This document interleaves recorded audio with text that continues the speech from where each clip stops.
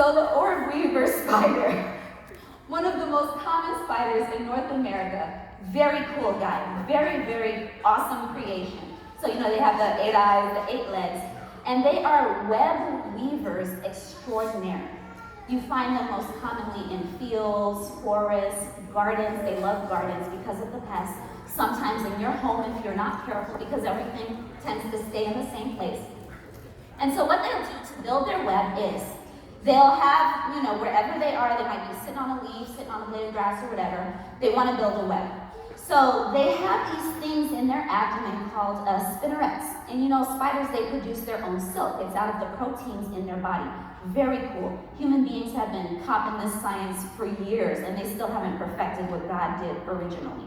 So they have the spinnerets, they create the proteins, and they start off by making this balloon out of silk. Very cool. And they attach what's called a guy line. If you've ever had to set up a tent, you know what a guy line is. It's the thing that anchors your tent down. So they set up a guy line of dry silk, right?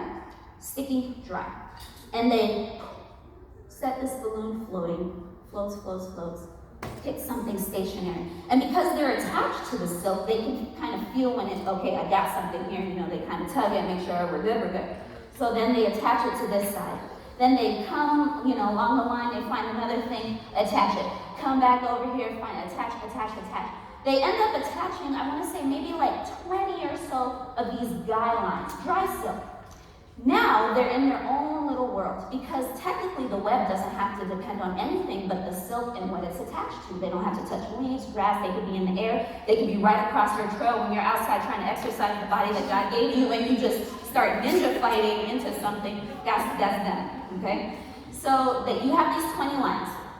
Now they walk across the different lines and they're like, this one doesn't seem good. They cut it. No, this one, okay, they cut it. No, this one's good. And so they finally end up, the Smithsonian says, with about 7, usually that's the number, 7 very strong guy lines attached to very stable items. They know the web is going to be good. Then they take more dry silk and they start to make concentric circles. You've seen pictures of, they're beautiful. They start to make these concentric circles around and around and around towards the middle, where they then produce the sticky silk, which is to trap the prey, right? So, it's kind of, it's defensive, it's offensive, they feel the vibrations on the web, they know there's a predator around, or it might be prey. They look with their, 8 eyes and see which one it is, and then they make their decision. Very, very cool creation.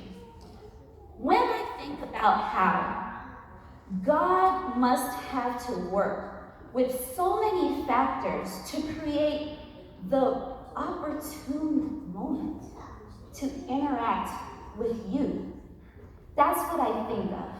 I think of God setting up, putting in place throughout time, throughout history, to create these moments for all his creation throughout the eons of time. What a job, right? But what a God.